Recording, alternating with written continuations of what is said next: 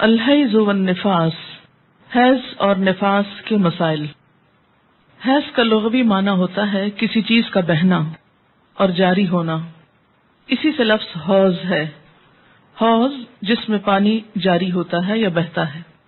شرعی اصطلاح میں حیض اس خون کو کہتے ہیں جو خواتین کو ہر ماہ مقررہ اوقات میں کسی سبب کے بغیر از خود آتا ہے، یعنی ایک فطری طریقہ ہے۔ نفاس وہ خون ہے جو عورت کے رحم سے بچے کی ولادت کے وقت اور اس کے بعد کم و بیش 40 روز تک خارج ہوتا ہے۔ یاد رہے کہ شریعت میں حیض اور نفاس کے احکام ایک جیسے ہیں۔ حیض کے دنوں کی تعداد مقرر نہیں، کسی ماہ کم کسی ماہ زیادہ دن ہو سکتے ہیں۔ اسی طرح مختلف لوگوں کی عادت مختلف ہو سکتی ہے۔ حیض کی ابتدا ہر ماہ ایک ہی تاریخ پر ہونا ضروری نہیں، کسی ماہ دیر سے اور کسی ماہ جلدی ابتدا ہو سکتی ہے۔ مدت حیض ہر خاتون کے لیے الگ الگ ہو سکتی ہے۔ حیض شروع ہونے اور ختم ہونے کی عمر، آب و ہوا اور خواتین کے حالات کے پیش نظر ہر ملک میں مختلف ہو سکتی ہے۔ عن عائشہ رضی اللہ عنہا ان النبی صلی اللہ علیہ وسلم قال اذا اقبلت الحیضة فاترک الصلاة وَإِذَا أَدْبَرَتْ فَاغْتَسِلِي رواہ النسائی۔ حضرت عائشہ رضی اللہ تعالی عنہا سے روایت ہے کہ نبی اکرم صلی اللہ علیہ وسلم نے فرمایا، جب حیض آئے تو نماز چھوڑ دو اور جب ختم ہو جائے تو غسل کر لو اور نماز پڑھو۔ اسے نسائی نے روایت کیا ہے۔ وَإِذَا أَدْبَرَتْ فَاغْتَسِلِي جو ہے حدیث کے الفاظ میں تو صرف نہانے تک کی بات ہے، لیکن چونکہ شروع میں چھوڑنے کی بات ہے تو اس لیے مکمل یہ بات جبھی ہوتی ہے وضاحت کے ساتھ کہ نماز پھر سے شروع کر دی جائے۔ تو اس سے کیا پتہ چلتا ہے؟ جب حیض آئے اور جب ختم ہو جائے۔ تو جب کا مطلب کیا ہے؟ کہ ہر ایک کی عادت مختلف ہو سکتی ہے۔ حالت حیض میں عورت کا جسم اور کپڑے دونوں پاک ہوتے ہیں، یعنی جسم اس میں کوئی بظاہر ناپاکی نہیں ہوتی۔ مثلا ہاتھ پاک ہے، اگر عورت آٹا گوندنا چاہے تو آٹا ہاتھوں سے ناپاک نہیں ہو جائے گا۔ اگر پانی پیے تو اس کا بچا ہوا پانی ناپاک نہیں ہوگا۔ اگر کسی چیز کو چھو لے تو وہ چیز ناپاک نہیں ہوگی۔ مثلا وہ زمین پہ چل پھر رہی ہے تو زمین دھونے کی ضرورت نہیں۔ اگر کسی دیوار کو ہاتھ لگاتی تو دیوار دھونے کی ضرورت نہیں۔ جس بستر پہ سوتی ہے اس بستر کو دھونے کی ضرورت نہیں۔ جو کپڑے پہنتی ہے ان کپڑوں کو دھونے کی ضرورت نہیں، الا یہ کہ کوئی ظاہری نجاست ساتھ لگ جائے۔ حائضہ کے ہاتھوں کا کھانا، کسی کا کنگھی کرنا اور اس کا جوٹا کھانا یہ جائز ہے۔ عن عائشہ رضی اللہ عنہا قالت كنت اشرب وانا حائض ثم اناوله النبي صلی اللہ علیہ وسلم فيضع فاه على موضع في فيشرب واتعرق العرق وانا حائض ثم اناوله النبي صلی اللہ علیہ وسلم فيضع فاه على موضع في رواہ مسلم۔ حضرت عائشہ رضی اللہ تعالی عنہا فرماتی ہیں کہ میں حیض کی حالت میں پانی پیتی اور برتن نبی صلی اللہ علیہ وسلم کو دے دیتی۔ آپ برتن سے اسی جگہ منہ رکھ کر پانی پیتے جہاں سے میں نے منہ رکھ کر پانی پیا ہوتا۔ اور بتانا کیا مقصود ہے اس حدیث کو بیان کر کے کہ حائضہ عورت کے لعاب دہن میں بھی کوئی ناپاکی نہیں ہوتی۔ اسی طرح ہڈی سے گوشت کھا کر نبی صلی اللہ علیہ وسلم کو دیتی تو آپ اسی جگہ سے کھاتے جہاں سے میں نے کھایا ہوتا۔ اسے مسلم نے روایت کیا ہے۔ اس سے یہ بھی پتہ چلتا ہے کہ عورت کا بچا ہوا کھانا یا پینا کسی مردانگی کے خلاف نہیں، یہ کسی شان کے خلاف نہیں۔ اللہ کے رسول صلی اللہ علیہ وسلم کی مثال اسی وجہ سے دی گئی کہ کوئی دوسرا خود کو اس سے برتر نہ سمجھے۔ اگر ویسے کسی کا دل نہ مانتا ہو تو اور بات ہے، لیکن عورت نہ تو ناپاک چیز ہے نہ حقیر چیز ہے کہ جس کے ساتھ ایسا معاملہ کیا جائے۔ عن عائشہ رضی اللہ عنہا قالت كنت اغسل رأس رسول اللہ صلی اللہ علیہ وسلم وانا حائض رواہ مسلم۔ حضرت عائشہ رضی اللہ تعالی عنہا فرماتی ہیں کہ میں حالت حیض میں رسول اللہ صلی اللہ علیہ وسلم کا سر دھویا کرتی تھی۔ اسے مسلم نے روایت کیا ہے۔ عن عائشہ رضی اللہ عنہا قالت كان رسول اللہ صلی اللہ علیہ وسلم يتكئ في حجری وانا حائض فيقرأ القرآن رواہ مسلم۔ حضرت عائشہ رضی اللہ تعالی عنہا فرماتی ہے کہ رسول اللہ صلی اللہ علیہ وسلم میری گود میں تکیہ لگا کر قرآن پاک کی تلاوت فرماتے حالانکہ میں حالت حیض میں ہوتی. اسے مسلم نے روایت کیا ہے.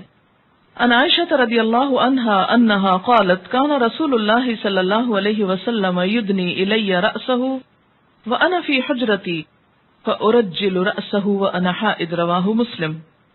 حضرت عائشہ رضی اللہ تعالی عنہا فرماتی ہے کہ رسول اللہ صلی اللہ علیہ وسلم مسجد میں بیٹھے بیٹھے اپنا سر میرے نزدیک کرتے جبکہ میں اپنے حجرے میں ہوتی، کیونکہ مسجد اور حجرے کے درمیان کوئی خاص فاصلہ نہیں تھا، بس ایک چھوٹی سی پارٹیشن تھی، پردہ جسے لٹکا ہو.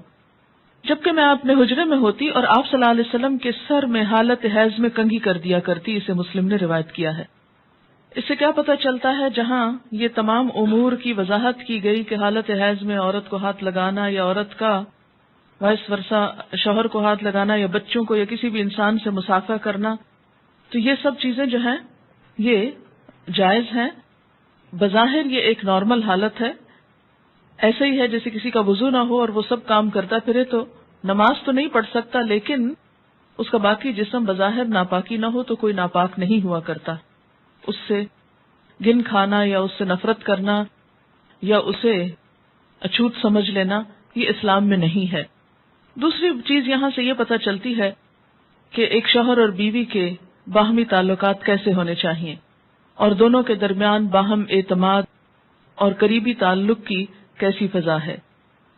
حیض کی حالت میں عورت کا بوسہ لینا جائز ہے. ان میمونہ رضی اللہ عنہا قالت کان رسول اللہ صلی اللہ علیہ وسلم یباشر نساءہ فوق الازار وہن حید. رواہ مسلم. حضرت میمونہ رضی اللہ تعالی عنہا فرماتی ہے کہ رسول اللہ صلی اللہ علیہ وسلم اپنی ازواج مطہرات سے بوس و کنار فرما لیا کرتے تھے حالانکہ وہ حالت حیض میں ہوتی. اسے مسلم نے روایت کیا ہے. حالت حیض میں عورت سے نفرت کرنا یا کھانے پینے کا علیحدہ اہتمام کرنا ناجائز ہے، درست نہیں، کیونکہ ویسے بھی اس حالت میں ہارمونل چینج کی وجہ سے عورت کے اندر سٹیبلٹی نہیں ہوتی. بسا اوقات چھوٹی چھوٹی بات پر ناگواری اور دل چھوٹا کرنا اور آنسو بہانا ان دنوں میں عموماً بڑھ جاتی ہے ایسی کیفیت.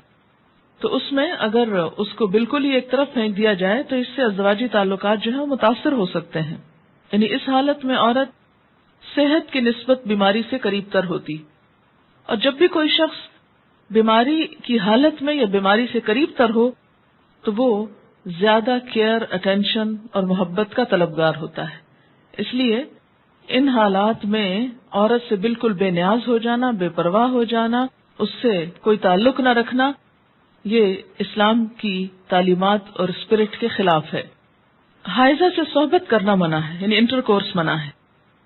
عن انس رضی اللہ عنہ ان الیہود کانوا اذا حاضت المرأة فیہم لم یآکلوها ولم یجامعوهن فی البیوت فسأل اصحاب النبی صلی اللہ علیہ وسلم فانزل اللہ عز وجل ویسألونک عن المحیض قل هو اذن فاعتزلوا النساء فی المحیض الى آخر الآیہ. فقال رسول اللہ صلی اللہ علیہ وسلم اصنعوا کل شیء الا النکاح. رواہ مسلم.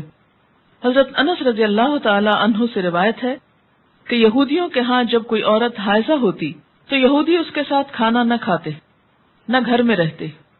صحابہ کرام رضی اللہ عنہم نے رسول اللہ صلی اللہ علیہ وسلم سے مسئلہ دریافت کیا تو اللہ تعالیٰ نے یہ آیت نازل فرمائی کہ لوگ آپ صلی اللہ علیہ وسلم سے حیض کے بارے میں دریافت کرتے ہیں، ان سے کہہ دیجئے وہ ایک بیماری کی حالت ہے، لہٰذا اس میں عورتوں سے علیحدہ رہیں. یہ آیت نازل ہونے کے بعد نبی صلی اللہ علیہ وسلم نے فرمایا حالت حیض میں صحبت کے علاوہ معمول کے سارے تعلقات قائم رکھو. اسے مسلم نے روایت کیا ہے. حائضہ طواف کے علاوہ باقی سارے مناسک حج ادا کر سکتی ہے. عن عائشہ رضی اللہ عنہا قالت خرجنا مع رسول اللہ صلی اللہ علیہ وسلم لا نذکر الا الحج فلما جئنا صرف تمست فدخل علی النبی صلی اللہ علیہ وسلم وانا ابکی فقال ما يبكيك قلت لوددت والله انی لم احج العام قال لعلك نفست قلت نعم قال فإن ذلك شيء كتبه الله على بنات آدم فافعلی ما یفعل الحاج غیر اللہ تطوفی بالبیت حتی تطہری، رواہ البخاری۔ حضرت عائشہ رضی اللہ عنہا فرماتی ہیں کہ ہم رسول اللہ صلی اللہ علیہ وسلم کی رفاقت میں حج کے ارادے سے نکلے۔ مقام صرف پر ایک جگہ کا نام ہے۔ مجھے حیض شروع ہو گیا۔ رسول اللہ صلی اللہ علیہ وسلم میرے پاس تشریف لائے، میں اس وقت رو رہی تھی۔ آپ نے پوچھا کیا بات ہے؟ میں نے عرض کیا اگر میں اس سال حج کا ارادہ نہ کرتی تو اچھا تھا۔ حضور صلی اللہ علیہ وسلم نے فرمایا شاید تمہیں حیض آیا ہے؟ میں نے عرض کیا ہاں۔ آپ نے فرمایا یہ ایک ایسی چیز ہے جو اللہ تعالیٰ نے آدم کی بیٹیوں کے لیے لکھ دی ہے، لہذا جب تک پاک نہ ہو جاؤ بیت اللہ شریف کا طواف نہ کرو، باقی سارے مناسک حج ادا کرتی رہو۔ اسے بخاری نے روایت کیا ہے۔ باقی مناسک حج کیا ہیں؟ مثلاً احرام پہننا، اسی طرح عرفات جانا، منا جانا، کنکریاں مارنا، یہ تمام چیزیں درست ہیں، لیکن طواف نہیں ہو سکتا۔ شروع میں صحیح ہو سکتی تھی، لیکن چونکہ اب وہ مسجد کا حصہ ہو گئی ہے اس لیے صحیح کرنا بھی درست نہیں۔ حائضہ نماز پڑھ سکتی ہے نہ روزہ رکھ سکتی ہے، یعنی نہ نماز پڑھ سکتی ہے نہ روزہ رکھ سکتی۔ تو اب کتنی چیزیں منع ہو گئی؟ طواف، نماز، روزہ۔ حیض شروع ہوتے ہی روزہ ختم ہو جاتا ہے، خاص سورج غروب ہونے سے ایک لمحہ ہی پہلے کیوں نہ آئے۔ حیض کی وجہ سے روزہ ختم ہونے کے بعد کھانا پینا جائز ہے، البتہ روزہ کی قضا ضروری ہے۔ حائضہ کے لیے روزہ کی قضا ہے، نماز کی نہیں۔ ہمارے یہاں عام طور پر یہ خیال پایا جاتا ہے نا کہ اگر پیریڈز آ بھی جائیں تو روزہ نہیں توڑنا چاہیے اور کچھ کھانا پینا نہیں چاہیے، اس دن کا ہو جاتا ہے۔ یہ خیال غلط ہے۔ دوسرا یہ کہ یہ کہا جاتا ہے کہ چلیں اگر نہیں کھائے پیئیں گے تو روزے کا ثواب مل جائے گا، ایسی بھی کوئی بات کہیں نہیں لکھی ہوئی۔ جب روزہ ہوا ہی نہیں تو ثواب کیا کا ملا؟ ناپاک حالت میں روزہ رکھنے کا یہ ثواب ہے، الٹا گناہ ہے۔ یعنی ناپاکی میں کس نے روزہ رکھنے کو کہا؟ اور جب روزہ ہی نہیں تو کھانا پینا کیوں حرام کر لیا اپنے اوپر؟ یہ دین میں خود ساختہ پابندیاں ہیں۔ بعض اوقات ایک دم شوگر لیول ڈاؤن ہو جاتا ہے یا کوئی اور تکلیف ہوتی ہے، دوا لینے کی ضرورت ہوتی ہے، تو ایسے میں بے جا کی پابندی کے نہیں روزہ رکھے چلے جاؤ، جیسے عام طور پر ہمارے معاشرے میں یہ چیز پائی جاتی ہے، تو یہ درست نہیں۔ عن ابی سعید الخدری رضی اللہ عنہ قال قال النبی صلی اللہ علیہ وسلم الیس اذا حادت لم تصلی ولم تصم فذلك من نقصان دینها، رواہ البخاری۔ حضرت ابو سعید خدری رضی اللہ عنہ کہتے ہیں کہ نبی اکرم صلی اللہ علیہ وسلم نے فرمایا کیا ایسا نہیں کہ جب عورت کو حیض آئے تو نہ نماز پڑھ سکتی ہے نہ روزہ رکھ سکتی ہے؟ عورتوں کے دین میں کمی کی یہی وجہ ہے۔ اسے بخاری نے روایت کیا ہے۔ یعنی بہرحال جب نماز نہیں پڑھیں گے تو اس کا ثواب تو نہیں نا۔ یہ الگ بات ہے کہ وہ ایک معذوری کی حالت ہے، تو ایسے میں اس کو کمپنسیٹ کرنے کے لیے کوئی ذکر، اذکار اور تسبیحات کثرت سے کرنی چاہیے۔ اس سے نہ صرف یہ کہ وہ ثواب کا نقصان پورا ہوتا ہے، بلکہ جو ڈپریشن کی ایک حالت آنے لگتی ہے اس کا ازالہ بھی ہو جاتا ہے۔ آزما کر دیکھ سکتے ہیں۔ اور نقصان دینہا کے کئی ایک معنی ہیں۔ یہ جو عربی لفظ ہے نا نقصان دین، نقصان عربی میں کمی کو کہتے ہیں۔ قرآن پاک میں آپ نے پڑھا نا وَلَنَبْلُوَنَّكُمْ بِشَيْءٍ مِّنَ الْجُوعِ وَنَقْصٍ مِّنَ الْأَمْوَالِ۔ نقص اردو میں کہتے ہیں خرابی کو، ٹھیک ہے؟ یہ میں اس لیے یہاں پر واضح کرنا چاہتی ہوں کیونکہ بہت سے لوگ جو ان الفاظ کا صحیح معنی اور روح نہیں سمجھتے، وہ بسا اوقات عورتوں کو پرووک کرتے ہیں یہ کہہ کر دیکھو اسلام نے تمہارے ساتھ کیسی زیادتی کی، اور اسلام میں تو عورت کو کوئی حیثیت ہی نہیں دی گئی، اس کے دین میں بھی نقص بتایا گیا۔ تو نقص اور نقصان کمی کے لیے ہے، کسی عیب اور خرابی کے لیے نہیں۔ اب آپ دیکھیے کہ نماز میں تو کمی ہوتی ہے، لیکن اس وقت میں جو ایک تکلیف کی یا اذیت کی کیفیت ہوتی ہے اس کا صلہ بھی ملتا ہے، کیونکہ اللہ تعالیٰ نے لکھ دیا نا یہ۔ تو جو چیز اللہ تعالیٰ کی طرف سے آتی ہے اس پر انسان صبر کرے، جیسے بازو کو پین بہت ہے یا کوئی اور ایسی کیفیت ہے، تو یہ ایسے حالات میں صبر کرنا جو ہے وہ اجر کا سبب ہے۔ اگر ادھر سے کمی ہوئی تو ادھر سے بڑھ بھی گیا اجر، ٹھیک ہے۔ دوسری بات یہ کہ کمی سے مراد نمازوں کی تعداد میں کمی ہے، جس کو آپ بعد میں عام حالات میں نفل وغیرہ پڑھ کے بھی پورا کر سکتے ہیں، یا پھر یہ کہ کمی سے مراد اس اعتبار سے کمی بھی ہے کہ ایک مثلاً تہجد کی روٹین آپ بناتے ہیں یا نمازوں میں خشوع خضوع کی روٹین بناتے ہیں، این ابھی آپ اس حالت میں ہوتے ہیں کہ نماز چھوٹ جاتی ہے، اب کیا ہو گیا؟ نہ صرف یہ کہ وہ چند دن نمازوں کی کمی ہوئی، بلکہ دوبارہ ایک اچھی حالت میں آنے کے لیے، دوبارہ سے نئی عادت بنانے کے لیے پھر ایک مشکل پڑ جاتی۔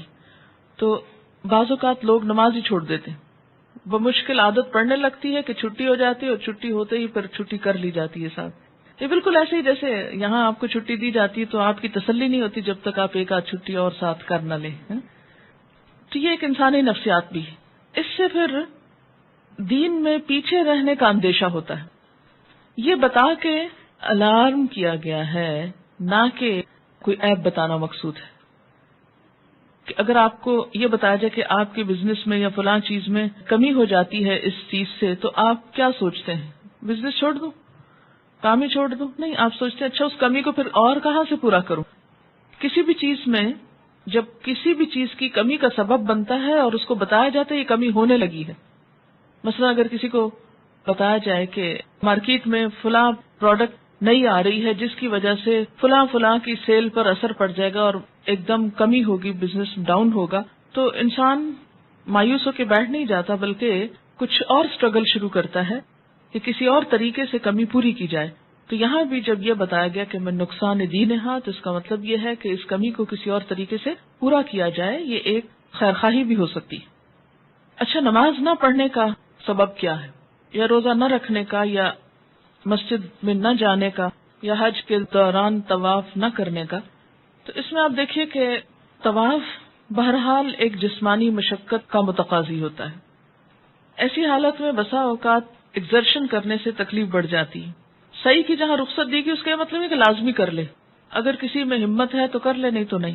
دوسری بات یہ ہے کہ بسا اوقات بلیڈنگ اتنی زیادہ ہوتی ہے کہ پاک جگہوں کے اندر ناپاکی پھیلنے کا اندیشہ ہوتا ہے، جیسے مسجد میں بیٹھے رہنے سے منع کیا گیا، گزرنے کی بات اور ہے لیکن بیٹھنا، یا پھر یہ ہے کہ طواف کرنا۔ مساجد جو ہیں یہ عبادت کی جگہ ہیں، ٹھیک ہے نا؟ بہت سے لوگ اس سے بڑا اعتراض کرتے ہیں کہ یہ تو عورت کے ساتھ ڈسکریمنیشن ہے کہ وہ مسجد جا ہی نہیں سکتی اس حالت میں، یہ طواف کر ہی نہیں سکتی۔ تو آپ دیکھیے کہ مسجد ہو یا حرم ہو، یہ کس لیے بنایا گیا ہے؟ اس کے بنائے جانے کی وجہ کیا ہے؟ عبادت کی جائے۔ تو جب عبادت ہی نہیں کرنی تو وہاں جانے کا مطلب کیا ہے؟ پہلی بات تو یہ۔ دوسری بات یہ ہے کہ ضرورتاً گزرنے سے منع نہیں کیا۔ تیسری بات یہ ہے وہاں پر کسی طرح کی نجاست ناپاکی کے لگنے کا اندیشہ ہوتا ہے۔ یہ نہیں کہ عورت پھوڑ ہے، کم عقل ہے، یا جان بوجھ کے ایسا کر رہی ہے۔ بعض اوقات انکانشیسلی، ان نوئنگلی اور بغیر کسی ایسی کمی کے یا کوتاہی کے حالات ایسے ہو جاتے ہیں کہ انسان کے کنٹرول یا بس سے باہر ہو جاتے ہیں۔ تو ایسی صورت میں احتیاط لازم ہے کہ انسان اگر خود عبادت نہیں کر رہا اور جا بیٹھ کے عبادت کرنے والوں کی جگہ بھی خراب کر کے آ جائے تو یہ کس جگہ کی نیکی ہے، اس لیے روکا گیا ہے۔ اور یہ کسی ڈسکریمنیشن کی بنا پر نہیں ہے، بلکہ باقی لوگوں کا حق محفوظ کرنے کے لیے۔ اسلام میں جہاں ہر ایک کو آزادی دی گئی ہے وہاں وہ آزادی اتنی لمٹس میں ہے کہ دوسرے کی آزادی میں خلل اندازی نہ ہو۔ ہر ایک کے حقوق بھی رکھیں اور فرائض بھی رکھیں، یعنی شتر بے مہار کی طرح ایسی آزادی نہیں کہ آپ جانور کھول دو جس کو چاہے ٹکرے مارے۔ اگر آپ سے کوئی پوچھے کیوں آپ نے کھول رکھا تو آپ کو میں نہیں چاہتا کہ میرا کتا بندھا رہے، میں چاہتا ہوں کہ یہ آزاد رہے۔ لیکن آپ کا کتا تو آزاد رہے مگر دوسروں کی جان اور جسم محفوظ رہے یا نہ رہے۔ تو اسلام ایسی آزادی نہیں دیتا کہ جس سے دوسروں کی آزادی میں خلل پڑے یا دوسروں کی سہولت میں تنگی پڑے۔ بہرحال اسی طرح یہ ہے کہ روزے سے کیوں منع کیا گیا؟ تو جیسے پہلے بھی میں نے عرض کیا کہ یہ حالت صحت کی نسبت بیماری سے قریب تر ہوتی ہے۔ جب جسم سے مستقل طور پر بلڈ نکل رہا ہو تو انسان کو عام حالات سے زیادہ انٹیک کی ضرورت ہوتی ہے، لیکوڈ کی شکل میں، کچھ کھانے کی شکل میں۔ تو ایسے میں اگر انسان روزہ رکھ لے تو اس سے عورت کی صحت پر اثر پڑ سکتا ہے۔ تو یہ ایک سہولت دی گئی ہے کہ ان دنوں میں روزہ نہ رکھے۔ اگر کوئی عورت رمضان میں فجر کی اذان سے پہلے حیض سے پاک ہو جائے اور غسل کا وقت نہ ہو تو پہلے روزہ رکھ کر بعد میں غسل کر سکتی، لیکن اگر اذان کے بعد پاکی ہوئی ہے، یعنی بعد میں بھی اسپاٹ لگا ہے اور سورج نکلنے کے بعد آپ پاک ہو رہے ہیں اور نہا رہے ہیں اور روزہ آپ صبح سے رکھ چکے ہیں تو وہ روزہ نہیں ہوتا۔ ان ابی بکر ابن عبد الرحمن كنت انا وابی فذهبت معه حتى دخلنا على عائشة رضي الله عنها قالت اشهد على رسول الله ان كان لا يصبح جنبا من جماع غير احتلام ثم يصومه ثم دخلنا على ام سلمہ رضی اللہ عنہا فقالت مثل ذلك رواہ البخاری۔ حضرت ابو بکر بن عبد الرحمن رضی اللہ عنہ سے روایت ہے کہ میں اپنے والد کے ساتھ حضرت عائشہ رضی اللہ تعالی عنہا کی خدمت میں حاضر ہوا۔ ہمارے سوال کے جواب میں حضرت عائشہ نے فرمایا، میں گواہی دیتی ہوں کہ رسول اکرم صلی اللہ علیہ وسلم احتلام کی وجہ سے نہیں بلکہ جماع کی وجہ سے حالت جنابت میں صبح کرتے، پھر غسل کیے بغیر روزہ رکھتے۔ اس کے بعد ہم دونوں حضرت ام سلمہ رضی اللہ تعالی عنہا کی خدمت میں حاضر ہوئے تو انہوں نے بھی ایسا ہی فرمایا۔ اس سے کیا پتہ چلتا ہے؟ حالت جنابت میں سحری کھائی جا سکتی ہے، اگرچہ نماز سے پہلے نہانا ضروری ہے، پھر نماز نہا کے پڑھی جائے گی۔ اسے بخاری نے روایت کیا۔ کپڑے پر حیض کے خون کا داغ لگ جائے تو اتنی جگہ دھو کر اسی کپڑے پر نماز ادا کی جا سکتی ہے۔ مثلا جائے نماز کو لگ گیا یا کسی چادر پہ لگ گیا یا اپنے پہنے ہوئے کپڑے پر لگ گیا تو صرف اس داغ کو دھو لیا جائے اور باقی کپڑے کو ویسے ہی پہن کر نماز پڑھ لی جائے، خواہ اس میں پسینہ ہی کیوں نہ ہو حالت حیض کا۔ عن عائشہ رضی اللہ عنہا قالت كانت احدانا تحید ثم تقترس الدم من ثوبها عند طهرها فتغسله وتندح على سائره ثم تصلي فيه رواہ البخاری۔ حضرت عائشہ رضی اللہ تعالی عنہا فرماتی ہیں کہ جب ہم میں سے کسی کے کپڑے حیض کے خون سے آلودہ ہو جاتے تو غسل کے بعد ہم خون کپڑے سے کھرش ڈالتی، پھر وہ جگہ پانی سے دھو ڈالتی اور سارے کپڑے پر پانی چھڑک کر اس میں نماز پڑھ لیتی۔ بعض اوقات کلاٹنگ ہوتی ہے نا، تو اس لیے اس کو کھرچنے کی بات کی گئی ہے، اور صرف کھرچنا کافی نہیں ہوتا یا مل کے رگڑ کے صاف کرنا کافی نہیں بلکہ اس کو دھونا ضروری ہے۔ جب اسپاٹ والی جگہ دھل جائے، داغ اتر جائے، صاف ہو جائے کپڑا، تو باقی کپڑے پر کیا کیا جائے؟ پانی چھڑک کر، دھونے کی ضرورت نہیں، پانی کس لیے چھڑک کر؟ اس کو فریش کرنے کے لیے، جیسے استری کرتے وقت پانی اسپرینکل کرتے ہیں، اس میں نماز پڑھ لی جائے۔ اگر پانی اتنا نہ ہو کہ باقی کپڑے پہ چھڑکا جائے تو کوئی بات نہیں، آپ صرف نجاست دھو کر اسی کپڑے کو دوبارہ پہن کر نماز پڑھ سکتے ہیں۔ اسے بخاری نے روایت کیا ہے۔ حائضہ کے لیے مسجد میں ٹہرنا جائز نہیں، البتہ گزر سکتی۔ حالت حیض میں جائے نماز کو ہاتھ لگانا، جائے نماز پر بیٹھنا، ذکر کرنا اور تسبیح اور تحلیل نیز دعا وغیرہ کرنا جائز ہے، کیونکہ بعض اوقات لوگ تسبیح نہیں اٹھاتے یا جائے نماز نہیں اٹھاتے، تو یہ بات درست نہیں۔ عن عائشہ رضی اللہ عنہا قالت قال لی رسول اللہ صلی اللہ علیہ وسلم ناولینی الخمرۃ من المسجد قالت فقلت انی حائض فقال ان حیضتک لیست فی یدک رواہ مسلم۔ حضرت عائشہ رضی اللہ تعالی عنہا سے روایت ہے کہ رسول اللہ صلی اللہ علیہ وسلم نے مجھے مسجد میں جائے نماز لانے کا حکم دیا، جائے نماز لے کے مسجد آ جاؤ۔ میں نے عرض کیا میں تو حالت حیض میں ہوں۔ آپ صلی اللہ علیہ وسلم نے ارشاد فرمایا حیض تیرے ہاتھ میں تو نہیں ہے۔ اسے مسلم نے روایت کیا ہے۔ اس سے کیا پتہ چلتا ہے کہ بوقت ضرورت تھوڑی دیر کے لیے آ کے کوئی چیز دے جانا، لے جانا، اٹھا رکھ لینا، اس سے کوئی فرق نہیں پڑتا۔ عن ام عطیہ رضی اللہ عنہا قالت امرنا ان نخرج الحید یوم العیدین وذوات الخدور فیشہدن جماعت المسلمین ودعوتهم وتعتزل الحید ان مصلاہن متفق علیہ۔ حضرت ام عطیہ رضی اللہ تعالی عنہا سے روایت ہے کہ رسول اللہ صلی اللہ علیہ وسلم نے حکم دیا کہ دونوں عیدوں کے دن ہم حیض والی اور پردہ نشین یعنی تمام عورتوں کو عیدگاہ لائیں تاکہ وہ مسلمانوں کے ساتھ نماز اور دعا میں شرکت کریں، البتہ حیض والی عورتیں نماز نہ پڑھیں۔ اسے بخاری اور مسلم نے روایت کیا ہے۔ تو اس سے کیا پتہ چلتا ہے کہ پیچھے ایک طرف کو بیٹھنا جہاں 5 وقت نماز نہ ہوتی ہو، کیونکہ بسا اوقات مسجد کے کچھ ایریاز ایسے ہوتے ہیں جو صرف عید کے دن استعمال ہوتے ہیں یا کسی بڑی گیدرنگ کے موقع پر، تو ایسے میں ایک کونے میں بیٹھ جانا اس میں حرج نہیں، لیکن مین مصلی والی جگہ پر آ کر بیٹھنا درست نہیں۔ جیسے باہر کے ملکوں میں اسلامک سینٹرز جو ہیں اور مساجد یہ ساتھ ساتھ ہوتے ہیں، ایک ہال نماز کے لیے استعمال ہوتا ہے، باقی جگہیں کلاسز کے لیے استعمال ہوتی ہیں یا لائبریریز ہوتی ہیں یا کمیونٹی ہال ہوتا ہے، تو اس میں وہ جگہ جس پر دن میں 5 دفعہ نماز جماعت سے ہوتی ہو وہاں بس جانا منع ہے، باقی پوری بلڈنگ میں اوپر نیچے گھومنا پھرنا اور بیٹھنا درست ہے۔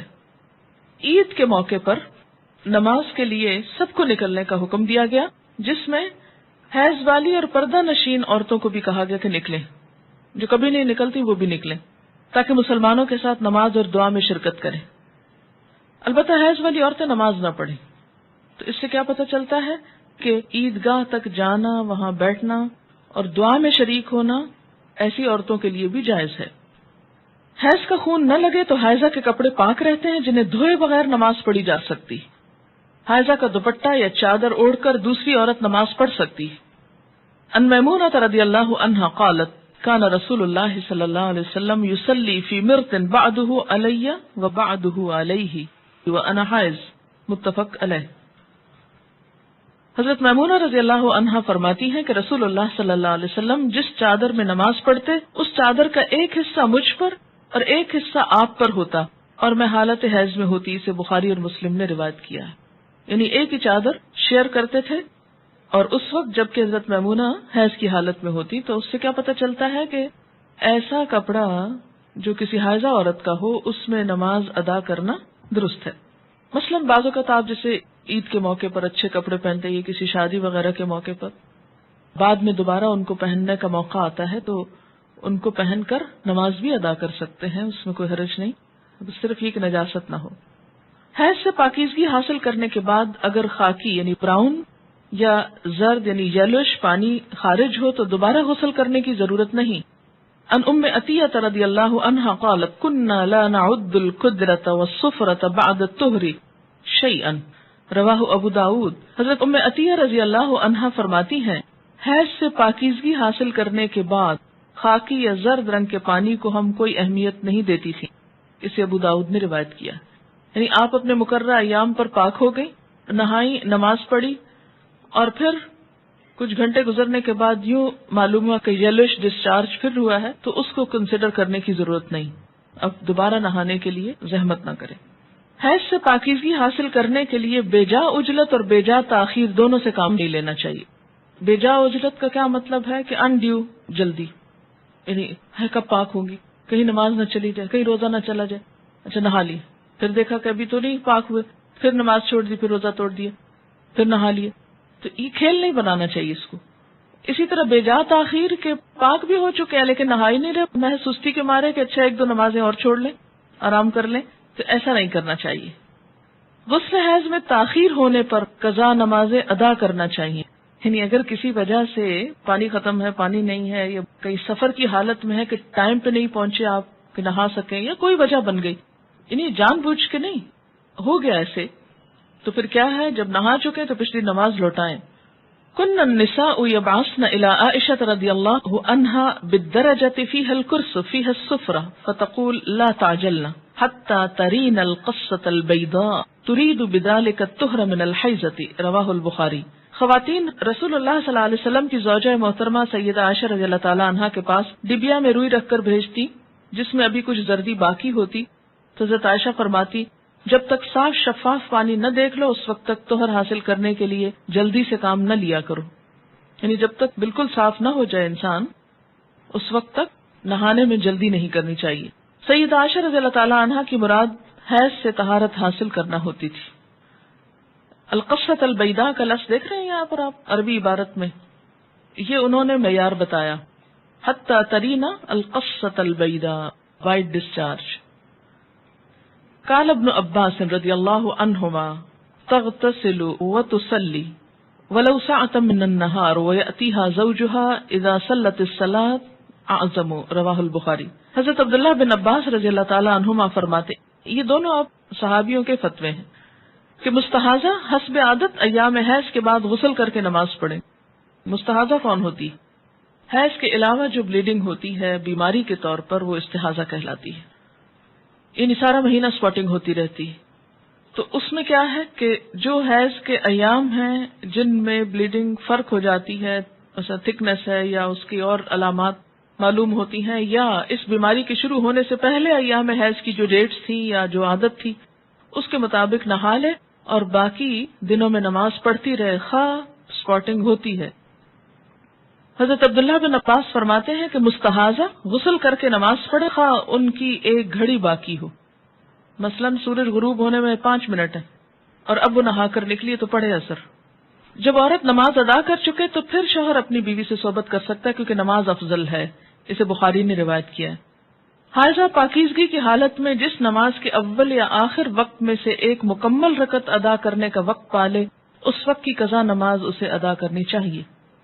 مثلاً ظہر کی اذان ہو چکی، آدھا گھنٹہ گزر گیا، آپ نماز پڑھنے جا رہے تھے، پتہ چلا پیریڈز ہو گئے، اب نماز تو نہیں پڑھ سکتے، لیکن چونکہ وقت نماز کا داخل ہو چکا تھا اس لیے یہ نماز آپ کی ذمہ ہو گئی. اب جب آپ پاک ہوں گے تو یہ نماز دہرائیں گے. یہ پتہ ہے آپ کو پہلے سے؟ یہ دیکھیں اکثریت نہیں بول رہی ہے. اس سے اندازہ کریں کہ ہم اپنے دین کے فرائض کو کس حد تک جانتے ہیں اور ہمارے بڑوں نے ہم کو کیا بتایا. اور اگر ایسی باتیں کلاس میں کی جائیں تو پھر یہ شرم و حیا کے خلاف. دیکھیں کہ یہ مسائل پڑھائے اس لیے جاتے ہیں کہ انسان فرائض میں کوتاہی نہ کرے، کیونکہ فرائض کی پوچھ ہے قیامت کے دن. اور اسی طرح اگر عصر کا وقت مثلا ختم ہونے سے آدھا گھنٹہ پہلے پاکی حاصل کی، اب نہانے میں 20 منٹ لگ گئے، 10 منٹ باقی ہیں، اور جتنی دیر میں مصلی بچھایا مغرب کی نماز ہو گئی. بعض اوقات ایسا نا سردی ہوتی ہے، دروازے بند کرتے جائے نماز بچھاتے کرتے ٹائم ہو جاتا ہے، اتنے میں اذان ہوگی. اب مغرب پڑھ کے کیا کرے؟ عصر قضا پڑھے. عن ابی ہریرہ قال قال رسول اللہ صلی اللہ علیہ وسلم اذا جئتم الى الصلاة ونحن سجود فاسجدوا ولا تعدوها شيئا ومن ادرك الركعة فقد ادرك الصلاة رواہ ابو داود. حضرت ابو ہریرہ رضی اللہ عنہ کہتے ہیں کہ رسول اللہ صلی اللہ علیہ وسلم نے فرمایا جب تم نماز کے لیے آؤ اور ہم سجدہ میں ہوں تو تم بھی سجدے میں شامل ہو جاؤ اور اس کو رکعت شمار نہ کرو. البتہ جس نے ایک رکعت جماعت کے ساتھ پالی اس نے پوری جماعت کا ثواب پا لیا. اسے ابو داؤد نے روایت کیا ہے. نماز کا اول وقت پانے سے مراد یہ ہے کہ اگر ایک عورت سورج غروب ہونے کے اتنی دیر بعد حائضہ ہوتی ہے کہ نماز مغرب کی ایک رکعت ادا کر سکے، اسے حیض ختم ہونے کے بعد اس نماز مغرب کی قضا ادا کرنی چاہیے. آخر وقت پانے سے مراد یہ ہے کہ اگر ایک عورت سورج طلوع ہونے سے اتنی دیر پہلے پاک ہوتی ہے کہ وہ نماز فجر کی ایک رکعت پڑھ سکے تو اسے وہ نماز فجر ادا کرنی چاہیے. یعنی آخری وقت میں بھی اگر ایک رکعت پڑھنے کا وقت ہو تو سمجھے کہ وقت ہے. کپڑے پر حیض کا خون لگ جائے تو اسے اچھی طرح صاف کر کے اسی میں نماز پڑھی جا سکتی ہے. کپڑے سے حیض کا خون صاف کرنے کا طریقہ یہ ہے. ان اسماء بنت ابی بکر رضی اللہ عنہما قالت جاءت امرأة الى النبی صلی اللہ علیہ وسلم فقالت احدانا يصيب صوبها من دم الحیضة كيف تصنع به فقال تحته ثم تقرصه بالماء ثم تندحه ثم تصلي فيه متفق علیہ. حضرت اسماء بنت ابی بکر رضی اللہ عنہما کہتی ہیں کہ ایک عورت نبی اکرم صلی اللہ علیہ وسلم کے پاس آئی اور عرض کیا اگر کسی کے کپڑے پر حیض کا خون لگ جائے تو وہ اسے کیسے صاف کرے.